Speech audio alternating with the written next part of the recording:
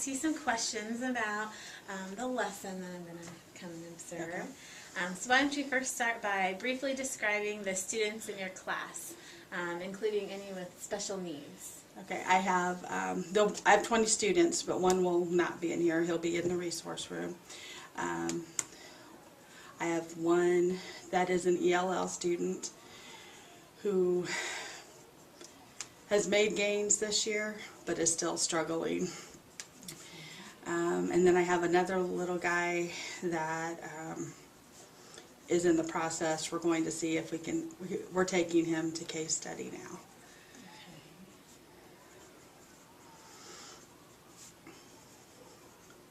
And then the rest are that gamut, you know. Some are very high, then we have the average, and then some in the low. And so 20 students are here for the lesson, or 19? 19. 19, okay. Great. And will this lesson be new ideas, or will it tie into prior knowledge? It's going to tie into prior knowledge. It's something we've done before, some problem solving, but it'll have bigger numbers that they've not necessarily used.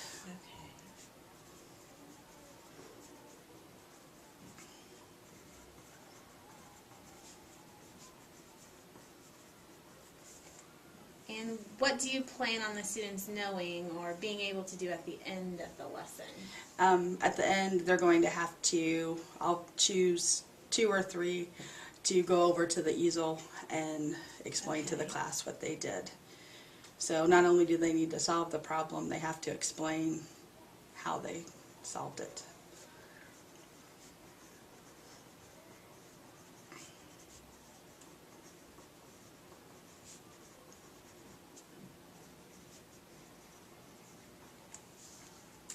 And how will the students know what they are, how will the students know what they will be learning?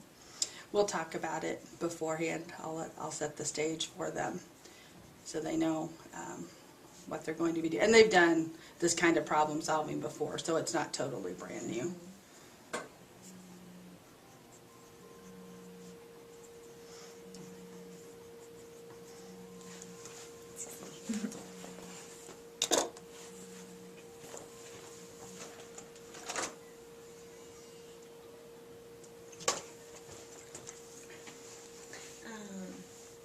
What will engagement look like for all participants in your class? They'll all be solving the problem in their notebook, and then if they're finished, I'll have another problem for them to work on. And like I said before, it's not just writing down the answer. They have to then write out step by step what they did to solve the problem.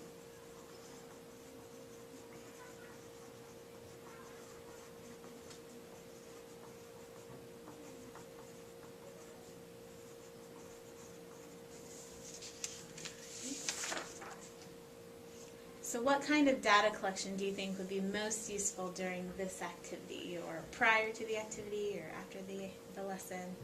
I will keep track of the kind of problem it is, if, how they solved it. Some, even at this stage in the year, some of them are still drawing pictures instead of using numbers. So I'll keep track of things like that.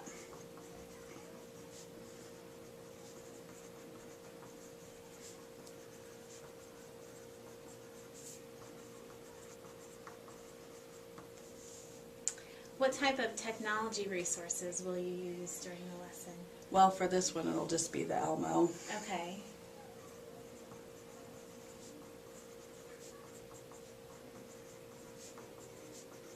And it won't be in this lesson, but later on, we'll do the laptops to follow up with some of the problem solving.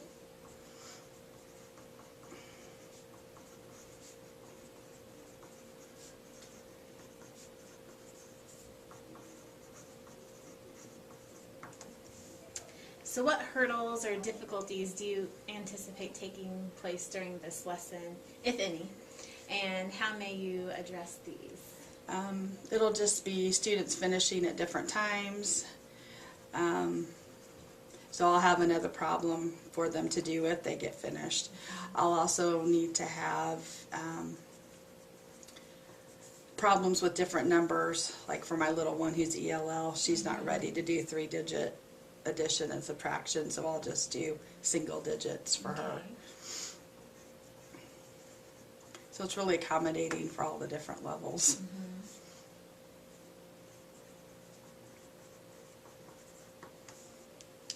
What types of management techniques will you use during the lesson? Maybe like behavior management techniques. Well, I'll let them visit, so it's different than a typical where they just sit down and do a page. They have to work silently to begin with. So it's just managing the different, I guess, volumes that are acceptable.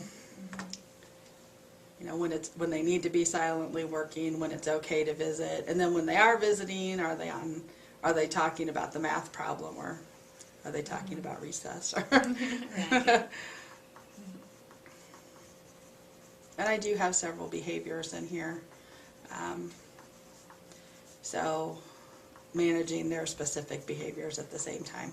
Okay. And do they have behavior Yes. management plans? Mhm. Okay, so then utilizing those. Yes. Okay. Is there anything you specifically want me to look for during the lesson?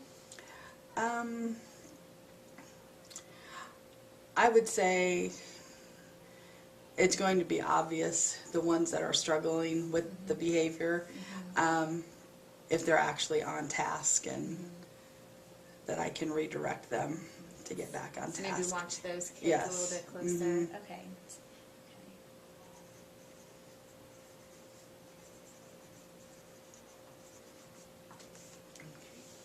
Well, thank you very much You're for welcome. meeting with me, and I look forward to observing your lesson. Yeah, I'm excited. Thanks. Uh-huh.